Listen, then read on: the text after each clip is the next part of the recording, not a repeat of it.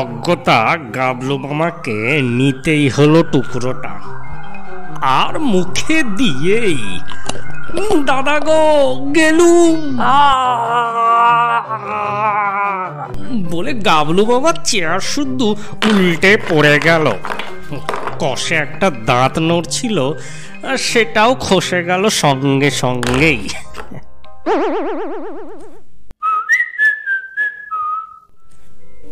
নমস্কার, আমি কমলেশ ব্যানার্জি, আর তোমরা শুনছো স্যাটারডে সাসপেন্স বাই কুনাল। আরে আমি তো তোমাদের সে প্যালা টেনিদার গল্পগুলো আমি তো শোনাই। এই আমাদের কলকাতার পটলডাঙ্গা, যেখানে টেনিদা, হাবুল, ক্যাবলা আমরা সবাই থাকি। আমাদের জন্ম দিয়েছিলেন বিশিষ্ট লেখক নারায়ণ গঙ্গোপাধ্যায় তার টেনিদা উপন্যাসে, সেই 1946 সালে। তারপর আমাদের অমর করে তিনি 8ই নভেম্বর 1970 সালে চলে যান। আমাদের দলের লিডার টেনিদা, জানোই তো তাকে, পুরো নাম ভজহরি মুখুর্জে, স্বর্ণেন্দু সেন, কাঠ বাঙাল ওরফে হাবুল, আর সবচেয়ে বুদ্ধিদীপ্ত কুশল মিত্র মানে ক্যাবলা। আজকে তোমরা যে গল্পটা শুনবে সেটা হলো পেশোয়ার কি আমির। গল্পটি ভালো লেগে থাকলে একটি লাইক করে দেবেন এবং চ্যানেলটিকে সাবস্ক্রাইব করে দেবেন, না হলে কুনালদা আবার খুব রাগ করবে। তাহলে শুরু হচ্ছে পেশোয়ার কি আমির। চাটুজ্জেদের রকে বসে আমি একটা পাকা আমকে কায়দা করতে চেষ্টা করছিলাম, কিন্তু বেশিক্ষণ খেতে হলো না, গোটা চারে কামড় দিয়েই ফেলে দিতে হলো। ऐसा টক, ওফ কি বলবো। দাঁতগুলো শিরশির করতে লাগলো, মেজাজটাই বেজায় খিচড়ে গেল আমার। বাড়িতে মাংস এসেছে দেখেছি, রাত্রিরে জুত করে খেতে পারবো কি না কে জানে। এই সময় কোত্থেকে পটলডাঙ্গা টেনিদা এসে হাজির। গাক গাক করে বললে, এই পেলা, আমটা ফেলে দিলি যে? যাচ্ছে তাই টক, খাওয়া যায় নাকি? টক? টেনিদা ধূপ করে আমার পাশে বসে পড়ল। টক বলে বুঝি গ্রাহ্যই হলো না? সংসারে যদি টক না থাকতো তাহলে আচার পেতিস কোথায়? টক যদি না থাকতো তাহলে কি করে দই জমতো? টক যদি না থাকতো তাহলে চাল কুমড়োর সঙ্গে কামড়ার তফাৎ কি থাকতো? টক যদি না থাকতো তাহলে পিঁপড়েরা কি করে টক টক হতো? টক না থাকলে পৃথিবীতে আরও অনেক অঘটন ঘটতো, কিন্তু সেসবের লম্বা লিস্ট শোনবার মতন উৎসাহ আমার ছিল না। আমি বাধা দিয়ে বললুম, তাই বলে অত টক আম কোনো ভদ্রলোক খেতে পারে নাকি? আমের গন্ধে কোত্থেকে একটা মস্ত নীল রঙের কাঁঠালে মাছি এসেছে। সেটা শেষতক টেনিদার খাড়ার মতন মস্ত নাকটার উপর বসবার চেষ্টা করছিল। আমার কথা শুনে টেনিদার সেই পেল্লাই নাকের ভেতর থেকে রণডমরুর মতো একটা বিদঘুটে আওয়াজ বেরোলো। মাছিটা শূন্যে বার দুই ঘুরপাক খেয়ে বো করে মাটিতে পড়ে গেল। ভিড়মি খেলো না হার্ট ফেল করলো কে জানে। টেনিদা বললে, ইস, খুব যে ভদ্রলোক হয়ে গেছি দেখছিস। তবু যদি পালা জ্বরে ভুগে দুবেলা পটল দিয়ে শিঙি মাছের ঝোল না খেতিস, তুই তো আমার গাবলু মামার চাইতেও ভদ্রলোক। জানিস, গাবলু মামা এখন 400 টাকা মাইনে পায়। আমি বেজার হয়ে বললুম, জেনে আমার লাভ কি? তোমার গাবলু মামা তো আমায় টাকা ধার দিতে যাচ্ছে না। তোর মতন অখাদ্যিকে টাকা ধার দিতে বয়েই গেছে গাবলু মামার। টেনিদার নাক দিয়ে আবার একটা আওয়াজ বেরোলো। জানিস, 3 বার আইএ ফেল করা গাবলু মামা অত বড় চাকরিটা পেল কি করে? সির্ফ টক আমের জন্যে। টক আমের জন্যে? আমি হাঁ করে রইলুম। টক আম খেলে বুঝে ওই রকম চাকরি হয়?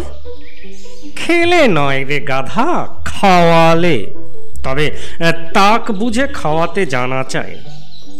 বলছি তোকে ব্যাপারটা, অনেক জ্ঞান লাভ করতে পারবি। তার আগে গলির মোড় থেকে 2 আনার ডালমুট নিয়ে আয়। জ্ঞান লাভ করতে চাই না আর না চাই, টেনিদা তা যখন ডালমুট খেতে চেয়েছে তখন খাবেই। পকেটে পয়সা থাকলে ও ঠিক টের পেয়ে যায়। কি করি, আনতেই হলো ডালমুট।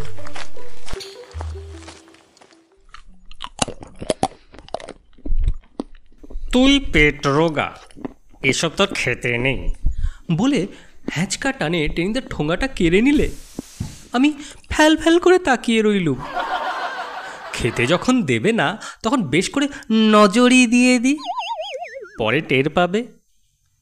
টেনিদা ভ্রুক্ষেপ করলে না, বললে, তবে শোন, আমার মামার বাড়ির কোথায় জানিস তো? খড়গপুরে। সেই খড়গপুরে যেখানে রেল ইঞ্জিন টিঞ্জিন আছে। সেবার গরমের ছুটিতে মামার বাড়ি বেড়াতে গেছি। ওই যে একটা ছড়া আছে না, মামার বাড়ি ভারী মজা, কিলচর নাই। কথাটা একদম বোগাস, বুঝলি? কখনো বিশ্বাস করিসনি।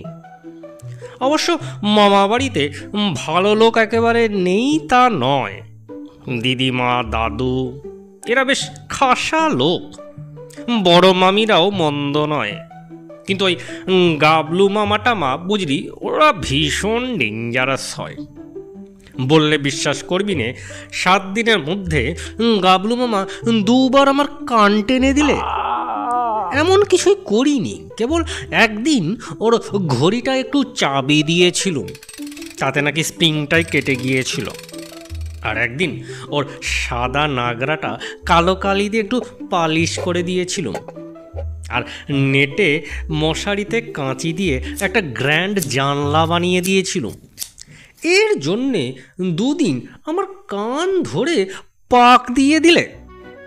কি ভীষণ ছোট লোক বল দেখি। তা করে করুক, গাবলু মামা খড়গপুরের দিনগুলোর আমার ভালোই কাটছিল। দিব্যি খাওয়া দাওয়া, মজাসে স্টেশনে রেল দেখে বেড়ানো, হাঁটতে হাঁটতে একেবারে কাঁসাইয়ের পুল পর্যন্ত চলে যাওয়া, সেখানে বেশ চড়ুই ভাতি, আরও কত কি। বেশ ছিলুম রে। বেশ মনের মতন বন্ধুও জুটেছিল একটি, তার ডাক নাম ঘটা, ভালো নাম ঘটক পর। ওর ছোট ভাইয়ের নাম খপনক, আর ওর দাদার নাম বরাহ। ওদের বাবা গোবর্ধন বাবুর ইচ্ছে ছিল ওদেরকে নিয়ে 9 ভাই বানাবে এবং নবরত্ন সভা বসাবেন বাড়িতে। কিন্তু খপনকের পর ওর আর ভাই জন্মালো না, খালি বোন আর বোন। রেগে গিয়ে গোবর্ধন বাবু তাদের নাম দিতে লাগলেন জ্বালামুখী, মুন্ডমালিনী এইসব। এমনকি খনা নাম পর্যন্ত রাখলেন না কারোর। তা এই 3 রত্নেই যথেষ্ট, একেবারে 3 তিরিক্ষে নয়, এক একটি বিচ্ছু অবতার। আর ঘটা তো একেবারে সাক্ষাৎ শয়তানের ঘট। আগে কি আর বুঝতে পেরেছিলুম? তাহলে ঘটা ত্রিসীমানায় কে যায়? ওর ঠাকুমার ভাড়ার থেকে আচার টাচার চুরি করে এনে আমায় খাওয়াতো। আমি ভাবতুম অমন ভালো ছেলে বুঝি দুনিয়ায় আর হয় না। কিন্তু শেষকালে এই ঘটায় আমাকে এমন একখানা লেঙ্গি মেরে দিলে যে কি বলবো। একদিন দুপুরবেলা গাবলু মামা বেশ প্রেম সে নাক ডাকিয়ে ঘুমোচ্ছে।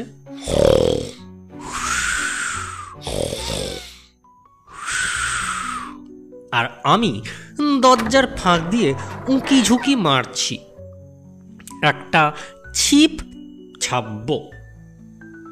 গাবলু মামার দাড়ি কামানোর চকচকে খুঁটটা হাত সাফাই করতে পারলে ভীষণ সুবিধে হয়। এমন সময় ফিস ফিস করে ঘটা আমার কানে কানে বললে, এই টেনি, আম খাবি? কেন খাবো না, খেতে আর ভয় কি? আর আমায় জানিস তো পেলা, খাওয়ার ব্যাপারে কাপুরুষতা আমার একদমই বরদাস্ত হয় না। সঙ্গে সঙ্গে 2 হাত তুলে লাফিয়ে উঠে বললুম, কোথায় রে? আমাদের বাগানে। আমি বললুম, ওরে বাবা। বলবার কারণ ছিল, গোবর্ধন বাবু খুব ভালো একটা আমের বাগান আছে, বাছাই বাছাই কলমের আম, ল্যাংড়া, বোম্বাই, মিচিরি ভোগ আর কত কি। 1.5 মাইল দূর থেকে আমের গন্ধে জিভে জল চলে আসে, কিন্তু কাছে যায় সাধ্যি কার। জমদূতের মতো একটা আয়েশা জওয়ান মালি রাত দিন খাড়া পাহারা দিচ্ছে সেখানে। একটু উঁকি ঝুঁকি দিয়েছ কি সঙ্গে সঙ্গে বাজখাই গলায় হাঁক পড়বে, এইখানে হচ্ছে কি? ওইসব চলিবে না, না পলাইছ তো পিট্টি খাইছ। ঘটা বললে, কিছু ঘাবড়াসনি বুঝলি, আজ জামাই ষষ্ঠী কিনা, মালি এবেলা শ্বশুর বাড়ি গেছে, ভালো মন্দ খেয়ে দে সন্ধ্যের পরে ফিরবে, আজকেই সুযোগ। অমন জান্দ্রের মালিরও শ্বশুর বাড়ি থাকে আমার বিশ্বাসই হলো না। ঘটা বললে, সত্যি বলছি টনি, চল না বাগানে, গেলেই বুঝবি। গেলুম বাগানে, বেগতিক দেখলেই রামদৌড় লাগাবো, লম্বা লম্বা ঠ্যাং দুটো তো আছেই। গিয়ে দেখি সত্যিই তাই, মালির ঘরে মস্ত একটা তালা ঝুলছে, আর বাগানে গাছ ভর্তি আম আর আম, তাদের কি রং আর এসা খুশবু, মনে হলো যেন স্বর্গের নন্দনবনে এসে ঢুকেছি। আর চারিদিকে অমৃত ফুল ঝুলছে, কিন্তু হলে কি হবে, প্রায় সবগুলোই গাছই বিচ্ছিরি রকমের জাল দিয়ে ঘেরাও করা, ঢিল মারলে পড়বে না, আকশিতেও নামবে না। শুধু একদিকে বেঁটে চেহারার একটা গাছ আছে যার কোনো জালই নেই। আর কি আম হয়েছে সে গাছে, মাটির হাতখানেক কাছাকাছি পর্যন্ত আম ঝুলে পড়ছে, পেকে টুকটুক করছে আমগুলো, লালে আর হলদেতে কি আশ্চর্য তাদের রং। দেখেই আনন্দে আমার মূর্ছা যাবার জো হলো। ঘটা বললে, এই আমের নাম হলো পেশোয়ার কি আমির, আমের সেরা, খেলে মনে হবে পেশোয়ারের আঙ্গুর, ভীমনাগের সন্দেশ আর কাশির চমচম একসঙ্গে খাচ্ছিস, লেগে যা টেনি, লেগে যা। বলবার আগেই লেগে গেছি আমি, চক্ষের নিমেষে টেনে নামিয়েছি গোটা 15 পেশোয়ার কি আমির। তারপর বেশ টুসটুসে একটা আম যেই কামড় বসিয়েছি, সঙ্গে সঙ্গে কি হলো সে আমার মনে নেই পেলা। আমি মাথা ঘুরে সেখানেই বসে পড়লুম। ওরে বাপ, কি টক, কি টক! 10 মিনিট ধরে খালি মনে হতে লাগলো আমার দুপাটি দাঁতের ওপর কেউ দমাদম হাতুড়ি ঠুকছে। আমার দোকানে 30টা ঝিঝি পোকা কোরাস গাইছে। আমার নাকের ওপর 3 ডজন উচ্চিরিঙ্গে লাফাচ্ছে। আমার মাথার ওপর 7টা কাঠঠোকরা এক নাগারে ঠুকে চলেছে। যখন জ্ঞান হলো তখন দেখি 2 ডজন পেশোয়ার কি আমির সামনে নিয়ে আমি বসে আছি ধুলোর ওপর, ঘটার চিহ্নমাত্র নেই। ঘটকপর কর্পূরের মতোই উবে গেছে। কি শয়তান, কি বিশ্বাসঘাতক! একবার যদি ওকে সামনে পাই তাহলে ওর নাক খিমচে দেব, কান কামড়ে দেব, পিঠে জল বিচুটি ঘষে দেব, ওর ছুটির টাস্কের সব অঙ্কগুলো এমন ভুল করে রেখে দেব যে স্কুলে গেলেই সব বেদ। কিন্তু সে তো পরের কথা পরে, এখন কি করি? আমের লোভেই কিনাকে জানে পাটকিলে রঙের মস্ত দাড়িওয়ালা একটা রাম ছাগল গুটি গুটি পায়ে আমার দিকে এগোচ্ছে। আমার সমস্ত রাগ ওই ছাগলটার ওপর গিয়ে পড়ল। বটে, আম খাবে, দেখো একেবারে পেশোয়ার কি আমিরকে পরখ করে। ছাগলে সব খায় জানিস তো পেলা, ছাতা খায়, খাতা খায়, হকি স্টিক খায়, জুতো খায়। জুতোর বুরুষওয়ালাকেও যে বাগে পেলে খায় না এ কথা জোর করে বলা যায় না। আমার সেই কামড়ে দেওয়া আমটাকে দিলুম ছুঁড়ে ওর দিকে। মাটিতেও পড়তে পেল না। ক্রিকেটের বলের মতোই আকাশে লাফিয়ে উঠে ছাগলটা আমটাকে লুফে নিল। তারপর ব্যাহ্যা করে গগনভেদী আওয়াজ হলো একটা নয়, যেন সমস্ত ছাগল জাতি একসঙ্গে আর্তনাদ করে উঠল। তারপরেই টেনে একখানা দৌড় মারল। সে কি দৌড় রে পেলা! চোখের পলকে বাগান পেরোলো, মাঠ পেরোলো, লাফ মারতে মারতে খানা খন্দল পেরোলো। বোধহয় মেদিনীপুরে গিয়ে শেষতক থামবে ওটা। আমি জ্বলন্ত চোখে আমগুলোর দিকে তাকিয়ে রইলুম। ঘটাকে একটা খাওয়াতে পারলে বুকের জ্বালা নিভত, কিন্তু সেটাকে আর পাই কোথায়? 3 দিনের মধ্যেও টিকিট ডগাটি পর্যন্ত দেখতে পাবো না এটা নিশ্চিত। তাহলে কাকে খাওয়াই? নিঘাত গাবলু মামাকে। 2 দিন আমার কান দুটো বেহালার কানের মতন আচ্ছা করে মুচড়ে দিয়েছে। এ আম গাবলু মামারই খাওয়া দরকার। গোটা আষ্টেক আম কোচড়ে লুকিয়ে ফিরে এলুম। ভগবান ভরসা থাকলে সবই সম্ভব হয় পেলা, বুঝলি?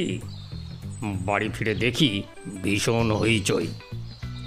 গাবলু মামা কোনো সাহেবের সঙ্গে দেখা করতে যাচ্ছে, চাকরির চেষ্টায়। দইয়ের ফোঁটা টোটা পরানো হচ্ছে। দিদিমা, বড় মামি, দাদু সবাই একসঙ্গে দুর্গা দুর্গা, কালী কালী এইসব আওড়াচ্ছেন। গাবলু মামার ঘরে উঁকি দিয়ে দেখি কেউ নেই, শুধু টেবিলের ওপর রংচঙে একটা বেতের ঝুড়ি, তাতে বাছা বাছা সব বোম্বাই আম। ভগবান বুদ্ধি দিলেন রে পেলা। কেউ দেখবার আগেই আমি ঘরে ঢুকে গোটা কয়েক বোম্বাই সরিয়ে ফেললুম। তার ওপর সাজিয়ে দিলুম 7টা পেশোয়ার কি আমির, মানে 7টা অ্যাটেম বোম। তারপরে গোয়াল ঘরে লুকিয়ে বসে সেই বোম্বাই আমগুলো সাবার করছি। দেখি না সেই ঝুড়িটা নিয়ে গাবলু মামা গটগটিয়ে বেরিয়ে গেলেন, আর দাদু দোরগড়ায় দাঁড়িয়ে সমানে কালী কালী কালী বলতে লাগলেন। এইবার আমার চটকা ভাঙল। ওই আম সাহেবের কাছে ভেটে যাচ্ছে। গাবলু মামার অবস্থা কি হবে ভেবে আমারই তো গায়ে রক্ত জমে গেল। চাকরি তো দূরে থাক, হাড়গোড় নিয়ে গাবলু মামা ফিরতে পারলে হয়। বেশ খানিকটা অনুতাপী হলো এবার। ইস, এই যে লঘু পাপে গুরুদণ্ড হয়ে গেল রে। বললে বিশ্বাস করবি না পেলা, ওই আমের জোরেই শেষ তো গাবলু মামার চাকরি হয়ে গেল। কি সেইটি তো আদতে গল্প। যে সাহেবটার সঙ্গে মামা দেখা করতে গেল তার নাম ডার্ক ডেভিল। যতটা না বুড়ো হয়েছে তার চাইতে বেশি ধরেছে বাতে। প্রায় নড়তে চড়তে পারে না, একটা চেয়ারে বসে রাত দিন কো ক করছে। তার হাতেই গাবলু মামার চাকরি।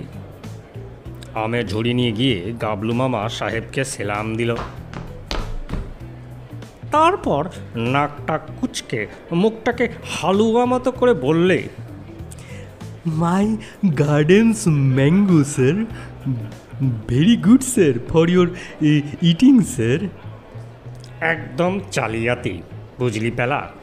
আমার মামার বাড়ির ধারে কাছেও আমের গাছই নেই, তবু এসব বলতে হয়। গাবলু মামাও চালিয়ে দিলে। সাহেবটা বেজায় লোভী, তাই রাত দিন রোগে ভোগে, আর লোভ আরও বেড়েই চলেছে। আমের ঝুড়ি দেখেই সাহেবের নোলা লাখিয়ে উঠল। তার ওপরে আবার সেই পেশোয়ার কি আমির, তার যেমন গরম তেমনি রং। তখনই সে ছুরি বের করলে টেবিলের টানা থেকে। কাম বাবু, হ্যাভ সাম। একটুখানি খাও, বলেই এক টুকরো সে গাবলু মামার দিকে এগিয়ে দিলেন। No sir, I eat many sir. এইসব বলে গাবলু মামা হাতটা কচলাতে লাগলো। কিন্তু সাহেবের গো জানিস তো, ধরে সে যখন খাইয়েই ছাড়বে। অগত্যা গাবলু মামাকে নিতেই হলো টুকরোটা, আর মুখে দিয়েই দাদা গো গেলু বলে গাবলু মামা চেয়ার শুদ্ধ উল্টে পড়ে গেল। কষে একটা দাঁত ছিল, সেটাও খসে গেল সঙ্গে সঙ্গেই। আর সাহেব আমে কামড় দিয়েই বিটকেল আওয়াজ ছাড়ল, ও গস গোয়াক। তারপরেই তড়াক করে এক লাফে টেবিলে উঠে পড়ল। দাঁড়িয়ে উঠে বললে, মাই গড, ঘ্যাচাত। এই বলে আরেক লাফ। মাথার উপরে ফ্যান ঘুরছিল, সাহেব তার একটা ব্লেডকে চেপে ধরল। তারপর ঘুরন্ত ফ্যানের সঙ্গে শূন্যে ঘুরতে লাগলো বাঁই বাঁই করে। সে কি যাচ্ছে তাই কাণ্ড, তোকে কিসব বলবো পেলা। ঘরের ভেতরে নানা রকম আওয়াজ শুনে সাহেবের অর্দালি ছুটে এসেছিল। সে সাহেবকে ফ্যানের সঙ্গে বনবনিয়ে ঘুরতে দেখে বললে, রাম রাম, ই কেসা কাম? বলে সে কাকের মতন হাঁ করে রইল।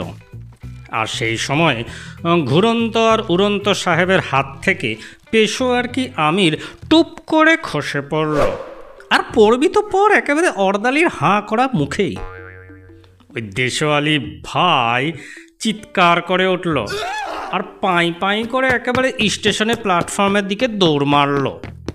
তখন মাদ্রাজ মেল স্টেশন ছেড়ে চলে যাচ্ছে। এক লাফে তাতেই উঠে পড়ল অর্দালি, তারপর পতন ও মূর্ছা। ওয়ালটিয়ারে গিয়ে নাকি তার জ্ঞান হয়েছিল। ততক্ষণে গাবলু মামার চটকা ভেঙেছে। মাথার উপরে সাহেবের বুটের ঠোক্কর কাঁধে এসে লাগতেই গাবলু মামার টেনে ছুট। এক দৌড়ে বাড়িতে এসে আছাড় খেয়ে পড়ল। তারপরেই 104 জ্বর, আর তার সঙ্গে ভুল বকুনি। ওই ওই ওই ওই ওই আম আসছে, আম আসছে, আমায় ধরলে, আমায় ধরলে, আমায় ধরলে। বাড়িতে তো কান্নাকাটি। আমার মনের অবস্থা তো বুঝতেই পারছিস। কিন্তু পরের দিন তাজ্জব কাণ্ড। সকালেই সাহেবের 2 নম্বর চপরাশি গাবলু মামার নামে একটা চিঠি নিয়ে এসে হাজির। ব্যাপার কি? না, গাবলু মামার চাকরি হয়েছে, 250 টাকা মাইনের চাকরি। কেমন করে হলো, আর কেনই বা হবে না? সাহেব তো ফ্যানের ব্লেড থেকে ছিটকে পড়ল। পড়তেই দেখে আশ্চর্য ঘটনা। সাহেবের 10 বছরের বাত, হাত পা ভালো করে আর নাড়াতেই পারত না। পেশোয়ার কি আমিরের এক ধাক্কাতেই সে বাত বাপ বাপ করে পালিয়েছে। কাল সারা বিকেল সাহেব মাঠে ফুটবল খেলেছে, আনন্দে সকলকে ভেঙচি কেটেছে। বাড়ির ফিরে তার পেল্লায় মোটা মেম সাহেবের সঙ্গে মারামারি করেছে পর্যন্ত। আর গাবলু মামার জ্বর, তক্ষণই রেমিশন। 10 বালতি জলে চান করে ভাত খেয়ে কোট প্যান্টালুন পরে গাবলু মামা তক্ষণে সাহেবকে সেলাম দিতে ছুটল।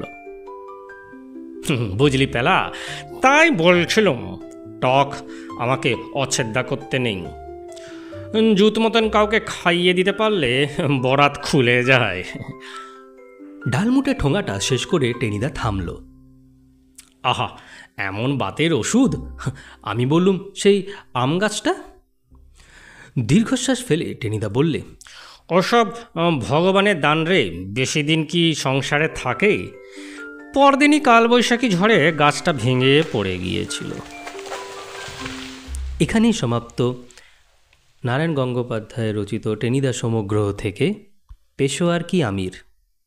ধন্যবাদ।